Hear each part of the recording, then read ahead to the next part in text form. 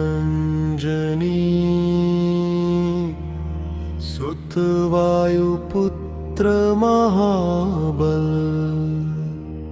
रामेष्ट फल्गुन सखा पिंगाक्ष अमित विक्रम उदधिक्रमण श्रेष्ठ सीता शोक विनाशन लक्ष्मण प्राणदाता च दशग्रीवस्य दर्पः द्वादशैतानि नामानि कपीन्द्रस्य महात्मनः स्वापकाले पठेन्नित्यं यत्र काले विशेषतः तस्य मृत्युभयं नास्ति सर्वत्र विजयी भवेत् राजद्वारे गवरे च भय नास्ति कदाचन हनुमानञ्जनी सुत वायुपुत्र महाबल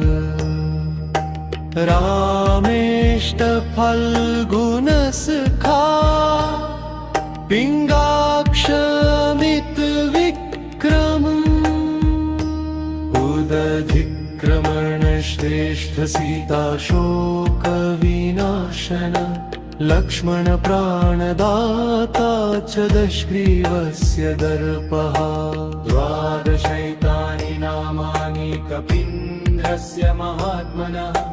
स्वापकाले पठेन्नित्यं यत्र काले विशेषतः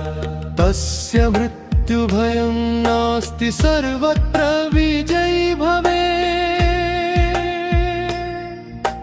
राजद्वारे गवरे च भय नास्ति कदाचन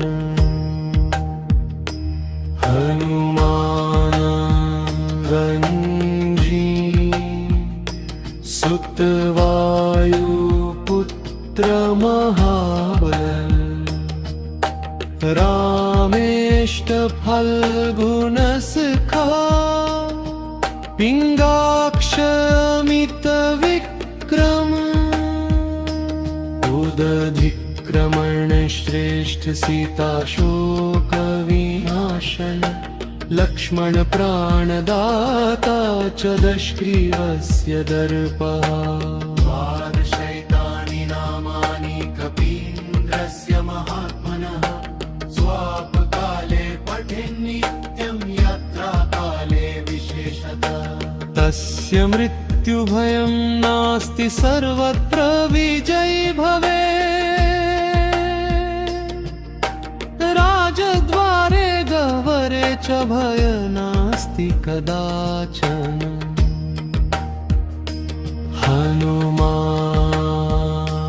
हनुमानी सुत वायुपुत्र महाबल रामेष्ट फल्गुन सखा पिंगाक्ष अमित विक्रम उदधिक्रमण श्रेष्ठ सीता शोक विनाशन लक्ष्मण प्राणदाता च दशग्रीवस्य दर्पः द्वादशैतानि नामानि कपीन्द्रस्य महात्मनः स्वापकाले पठेन्नित्यं यत्र काले विशेषतः तस्य मृत्युभयं नास्ति सर्वत्र विजयी भवेत् राजद्वारे गवरे च भय नास्ति कदाचन हनुमानञ्जनी सुत वायुपुत्र महाबल रामेष्ट फल्गुन सखा पिंगाक्ष अमित विक्रम उदधिक्रमण श्रेष्ठ सीता शोक विनाशन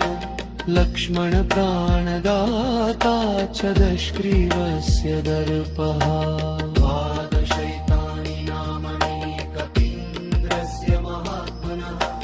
स्वापकाले पठेन्नित्यं यत्र काले विशेषतः तस्य मृत्युभयं नास्ति सर्वत्र विजयी भवेत् राजद्वारे गह्वरे च भय नास्ति कदाचन हनुमानञ्जनी सुतवायुपुत्र महाबल